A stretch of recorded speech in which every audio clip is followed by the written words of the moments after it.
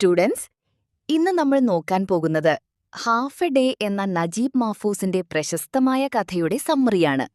ഈ പാഠഭാഗത്തിന്റെ മുഴുവൻ പരിഭാഷയും ചോദ്യോത്തരങ്ങളും ആക്ടിവിറ്റികളും നമ്മുടെ ചാനലിൽ മുമ്പ് തന്നെ അപ്ലോഡ് ചെയ്തിട്ടുണ്ട്. നമുക്ക് കഥയിലേക്ക് കടക്കാം.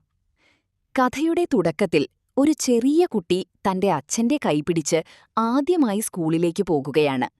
പുതിയ വസ്ത്രങ്ങൾ ധരിച്ചതിൽ അവന് സന്തോഷമുണ്ടെങ്കിലും സ്കൂളിൽ പോകേണ്ടി വരുന്നതിൽ ഭയവുമുണ്ട്. സ്കൂൾ ഒരു ശിക്ഷയാണെന്നാണ് ആദ്യം അവൻ കരുതുന്നത്.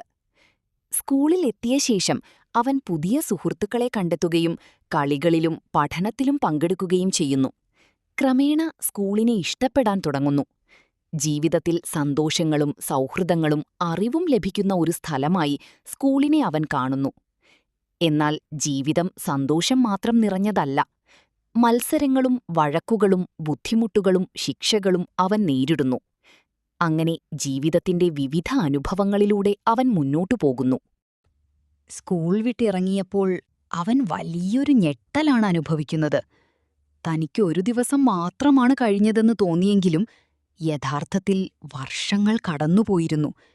ചുറ്റുമുള്ള ലോകം മുഴുവൻ മാറിയിരിക്കുന്നു. ഒരിക്കൽ പൂന്തോട്ടങ്ങളും വയലുകളും ഉണ്ടായിരുന്ന സ്ഥലത്ത് ഇപ്പോൾ വലിയ കെട്ടിടങ്ങളും വാഹനങ്ങളും ജനക്കൂട്ടങ്ങളുമാണ്. അവസാനം ഒരു ചെറുപ്പക്കാരൻ അവനെ മുത്തച്ഛാ എന്നു വിളിച്ച് റോഡ് മുറിച്ചു കടക്കാൻ സഹായിക്കുന്നു.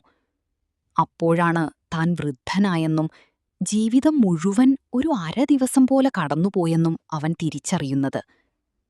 മനുഷ്യജീവിതം വളരെ വേഗത്തിൽ കടന്നുപോകുന്നതാണെന്നും ബാല്യത്തിൽ നിന്ന് വാർദ്ധക്യത്തിലേക്കുള്ള യാത്ര ഒരു ദിവസം പോലെ തോന്നാമെന്നുമാണ് ഈ കഥ നമ്മെ പഠിപ്പിക്കുന്നത്. ഈ അധ്യായം ഇവിടെ പൂർണ്ണമായിരിക്കുകയാണ്. എന്തെങ്കിലും സംശയമുണ്ടെങ്കിൽ കമന്റ് ബോക്സിലൂടെ ചോദിക്കാവുന്നതാണ്. ഈ പാഠത്തിലെ ചോദ്യോത്തരങ്ങളും എല്ലാവരും സബ്സ്ക്രൈബ് ചെയ്യാനും ലൈക്ക് അടിക്കാനും മറക്കരുത്. Okay, by.